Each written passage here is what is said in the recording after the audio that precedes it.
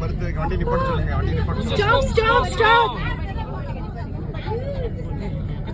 இங்க பாரு. தெரியுதா? அங்க பசங்க ஒரு உள்ள வந்திருக்க சட்டை இல்லாம நான் சாப்பாடு போறாங்க. ஓமோ என்ன மிஸ் பண்ணிட்டேனே. எடுத்துட்டு சிங்க கொட்டாய் விட்டதா எடுத்துட்டு நினைக்கிறேன். அந்த பாக்குறேன்